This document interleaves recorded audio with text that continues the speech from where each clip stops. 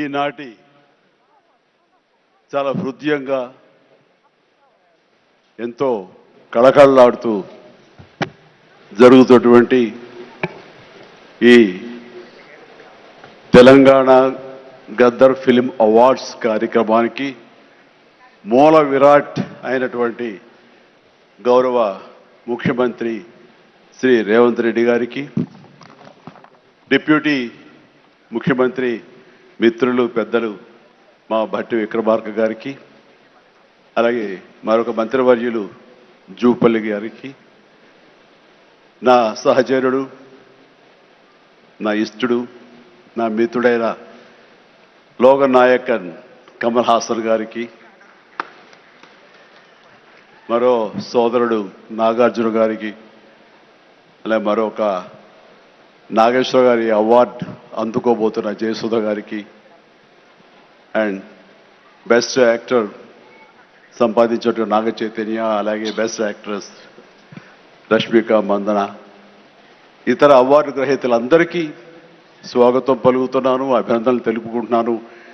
ఈ శ్రీ పరాభవనామ తెలుగు సంవత్సరాది ఉగాది శుభాకాంక్షలు ఇక్కడ ఉన్నటువంటి ప్రతి ఒక్కరికి, ఆహ్వానితులకు, వీక్షిస్తున్న వారికి, రెండు రాష్ట్రాల తెలుగు ప్రజలకు ప్రతి ఒక్కరికి నా మనస్ఫూర్తిగా తెలుపుకుంటూ నా సంతోషాన్ని వెలిబుచ్చుకుంటున్నాను.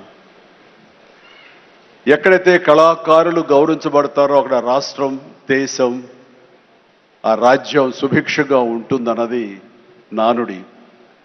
దాన్ని సరిగ్గా అర్థం చేసుకుని ఒక సమయంలో కుంటిబడి ఉన్న, లేకపోతే నెగ్లెక్ట్ కాబడినటువంటి ఇదే ఫిలిం అవార్డ్స్ని ఆ యొక్క నానుడి అర్థం పరమార్థం గ్రహించి గౌరవ ముఖ్యమంత్రి గారు మళ్ళీ పునరుద్ధరించి కళాకారులను గౌరవించుకోవాలి, సినిమా యొక్క ప్రభావం ఎంత ఉంటుంది, దాని ప్రతాపం ఎంత ఉంటుంది, ఎంత ఇంపాక్ట్ ఇస్తుంది అనేది తెలుసుకుని ఎంతమందికి ఉద్యోగ అవకాశాలు ఇస్తాయి, ఎంతమందికి ఉపాధి కల్పిస్తుందనే దాని యొక్క ఆంతర్యం గ్రహించి మళ్ళీ దానికి పునర్జీవనం పోసి ఇదిగో ఈ రోజున ఇంత బాగా సజావుగా సాగడానికి, ఇంత హృదయంగా సాగడానికి, ఇంత అద్భుతంగా సాగడానికి కారణమైన వారికి ప్రత్యేకించిన మనస్ఫూర్తిగా నా ధన్యవాదాలు సభాముఖంగా తెలియజేసుకుంటున్నాను.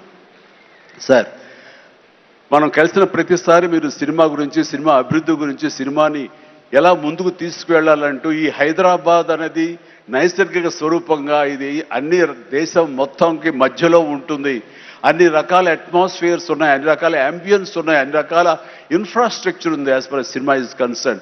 కాబట్టి ఇక్కడ ఒక తెలుగు సినిమా కాదు, లేదా దక్షిణ భారత సినిమా కాదు, భారతదేశ సినిమా అని ఇక్కడ కేంద్రంగా ఉంచడం, భవిష్యత్తులో ప్రపంచ దేశ సినిమాలను కూడా ఇక్కడ ఆహ్వానించేలాగా మనం అన్ని అభివృద్ధి చేయాలి, దానికి అవసరట్లుగా మేమందరం సమాయుత్తం అయ్యామంటూ దానికి ప్రత్యేకించి ఈ కార్యక్రమాన్ని, ఈ యొక్క దీన్ని బృహత్ కార్యాన్ని భట్టి గారికి అప్పచెప్పారు.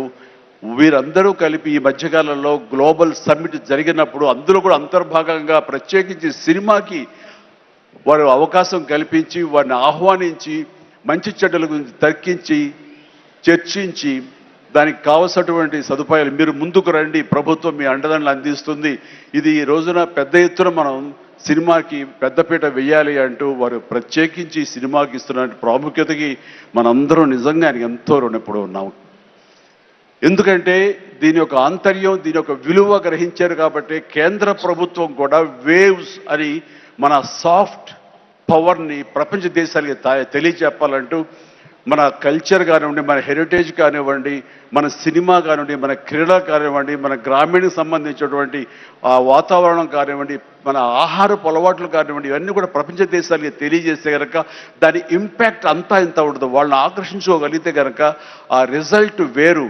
అందుకనే కేంద్ర ప్రభుత్వం కూడా ఈ సాఫ్ట్ పవర్ యొక్క ఇంపాక్ట్ గ్రహించి దీన్ని వేవ్స్ అని మధ్యకాలంలో నన్ను కూడా అందులో భాగస్వామ్యం చేస్తారు, కమల్ హాసన్ గారు వీళ్ళందరినీ కూడా దాన్ని చూశారు. ఎందుకంటే వాళ్ళందరూ దాన్ని చవి చూశారు.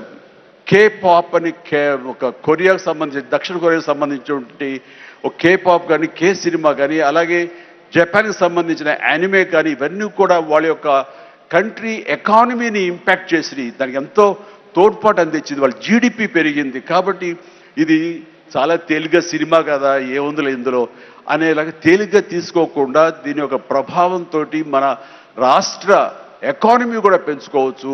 ఈ రోజున మన పేరు ప్రఖ్యాతులు కూడా తీసుకోవచ్చు. ఎక్కడ సరే ఇప్పుడు హాలీవుడ్ అంటే మనం ఒక అగ్రరాజ్యం గుర్తుకొస్తుంది. అలాగే ఇండియన్ సినిమా అంటే ఈ రోజున హైదరాబాద్, తెలంగాణ గుర్తుకు రావాలన్న ముఖ్య ఉద్దేశంతో మన ముఖ్యమంత్రిగా చేపట్టే బృహత్ కార్యక్రమానికి మనందరం చేదోడుగా ఉంటామని, ఇండస్ట్రీ మీ వైపు ఉంటుందని మనస్ఫూర్తిగా ఈ సందర్భంగా నేను తెలియజేస్తూ, మీరు ఎలాంటి ఆర్డర్స్ ఇచ్చినా సరే శిరసా వహిస్తూ ముందుకు తీసుకువెళ్తామని సందర్భంగా మీకు తెలియజేస్తాను సార్. ఇక్కడ సందర్భం అసందర్భం అని తెలియదు కానీ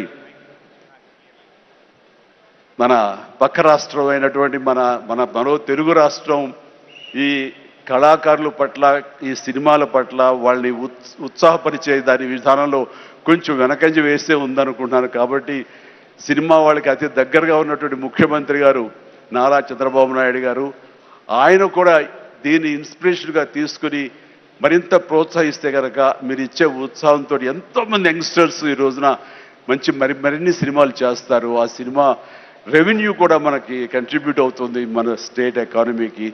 అది కూడా ఒక ఆలోచన పెట్టవలసిందిగా వినమ్రంగా ఈ వేదిక ఇచ్చే వారికి విన్నవించుకుంటున్నాను. అలాగే మన ఈ కార్యక్రమం, ఈ అవార్డులను చూస్తుంటే కనుక ఇది సీనియర్స్కి గౌరవాన్ని ఇచ్చే విధంగాను, అలాగే యంగ్స్టర్స్ని ఉత్సాహపరిచే విధంగాను చాలా చక్కగా ఈ అవార్డులు ఎంపిక జరిగింది. దాని కానీ ప్రత్యేకించి మన జ్యూరీ కమిటీకి కానీ, ఈ అవార్డుల కమిటీ సభ్యులకి ప్రతి ఒక్కరికి నా హృదయపూర్వక అభినందనలు తెలియజేస్తున్నాను. మరొకసారి ప్రతి ఒక్కరికి నా ధన్యవాదాలు తెలియజేసుకుంటూ ఉగాది శుభాకాంక్షలు తెలియజేస్తాను. ధన్యవాదాలు. Thank you so much sir. Thank you so much megastar Chiranjeevi garu, మీకు శుభాకాంక్షలు తెలియజెప్తూ ఉన్నాము. అలాగే thank you so much sir. Thank you. You are an inspiration, a true motivation. Thank you.